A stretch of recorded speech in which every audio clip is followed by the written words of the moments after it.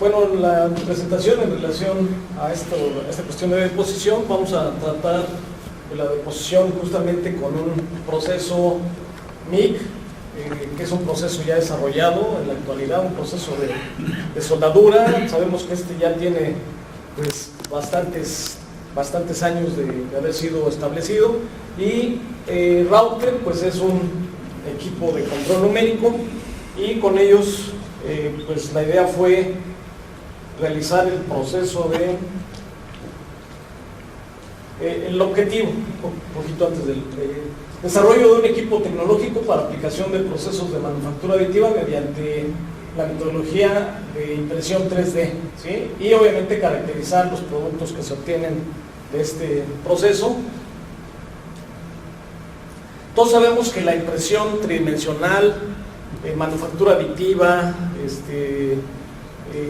producción de prototipos rápidos, que todos ellos son sinónimos, esencialmente se refiere a tener una idea, ¿sí? Desarrollarla mediante un procedimiento de diseño y posteriormente aplicarla, ¿sí? Aquí algunos filamentos de plástico, pero con una pieza de metal ahí, que fue un arreglo que puso en esta parte.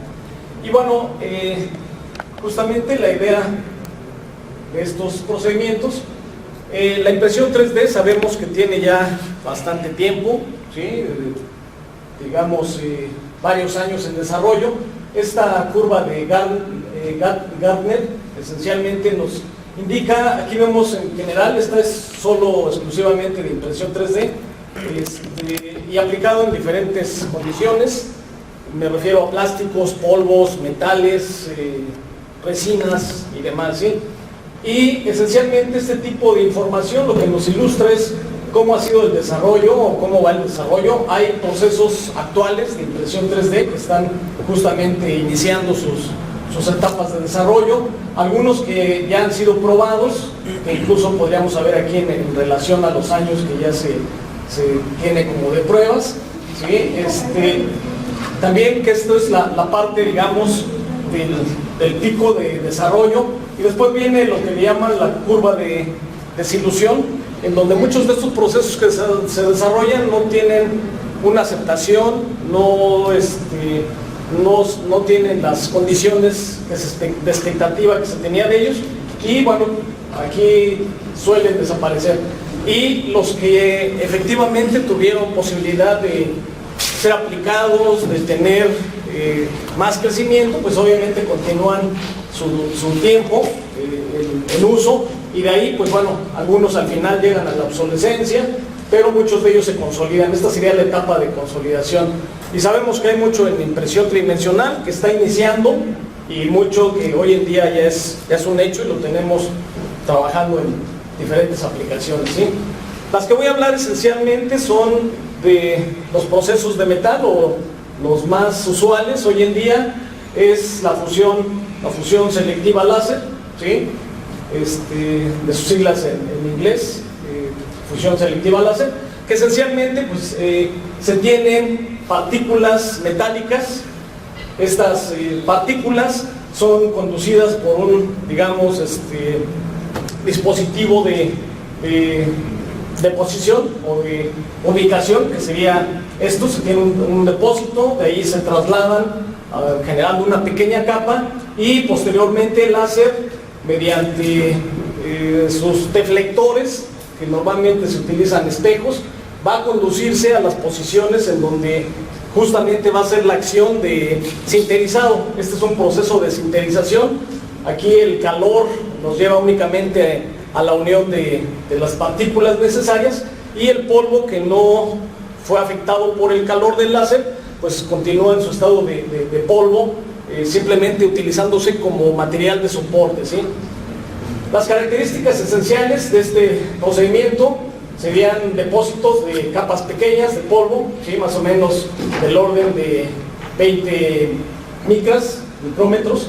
Deposición, obviamente la acción del láser, que es el que hace el efecto de la sinterización. Descenso de la plataforma, una vez que el láser hizo su acción de sinterizado, desciende el soporte y va generándose el crecimiento de la pieza, ¿sí? Es un proceso automático y bueno, obviamente se hace a través de CAD/CAM. Productos que se generan hoy en día o que han tenido éxito con este procedimiento, sobre todo cuestiones de implantes, ¿sí? Tanto en actividades dentales, en otro tipo de aplicaciones, y esencialmente esto tiene que ver con el costo. Es un proceso de elevado costo y obviamente normalmente este tipo de productos pues bueno, son personalizados y justamente con ese elevado costo, porque sigue siendo un proceso pues caro, ¿sí?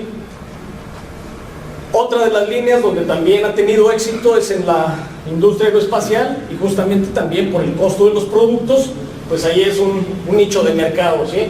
En otras aplicaciones no ha tenido mucho éxito, pero sí en la parte, digamos, de producción de piezas personalizadas y en aplicaciones aeroespaciales, militares también. Y bueno, hay algunos productos.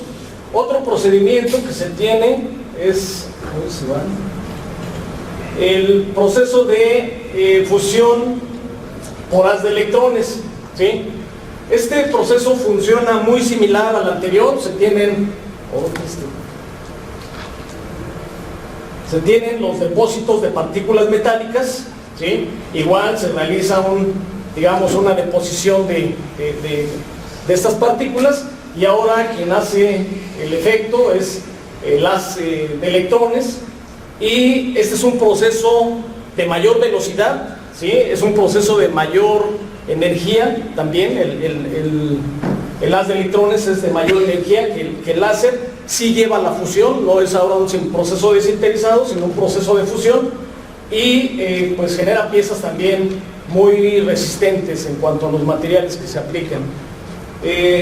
Aquí la deflexión se hace a través de imanes. Los imanes mueven el haz láser, ya no es por espejos, sino es por imanes, y esto hace velocidades increíbles en cuanto a la fusión de las secciones de partículas de polvo, ¿sí? Aquí algunas características, las brinco, si no nos vamos a tener tiempo. Y productos, obviamente, al generar un proceso de fusión, genera piezas un poco más irregulares, porque la fusión pues nos da esa característica. No son tan finas como las de un láser, pero sí con buena resistencia. Yo diría mejores características en cuanto a resistencia. Esto es lo que hay en el mercado. Equipos muy costosos, de un tiempo de procesamiento bastante elevado, porque cada pieza, pensemos tal vez en 5 centímetros, lo realiza en horas. Y lo que estamos desarrollando ahora o lo que se ha desarrollado, es justamente trabajar con un proceso MIC, que es un proceso de soldadura automático ya desarrollado de hace años, y estamos trabajando con un router de control numérico, y de ahí pues desarrollando algunas aplicaciones en cuanto a depósitos de metales. Ya no son polvos, sino ahora es un filamento de alambre, de metal, que es con el cual llevamos a cabo los depósitos, ¿sí? Aquí alguna muestra del control que se realiza. Esencialmente es depositar la soldadura. Todos sabemos que la depositamos en forma manual o semiautomática o automática, y aquí lo que hacemos es controlar las trayectorias para generar la producción de piezas. El proceso que se requiere esencialmente, obviamente, es justamente el diseño de los componentes, generar las trayectorias de los códigos, realizar la transferencia de códigos al router, realizar desde ahí el encendido, el control de encendido apagado del equipo de soldadura, y finalmente la producción de piezas. Estas serían las secuencias para la fabricación de piezas. Esencialmente, y justo el título de este trabajo fue optimizar, determinar cuáles serían los mejores parámetros. Hicieron pruebas variando los diferentes parámetros: el avance, que es el movimiento de la antorcha, la altura propia de la antorcha también en diferentes condiciones, el voltaje y amperaje en el proceso, esto es el avance, esto fue el flujo de la alimentación de alambre, ¿sí? Fue la alimentación de alambre y el flujo de gas inerte que se requiere en el proceso.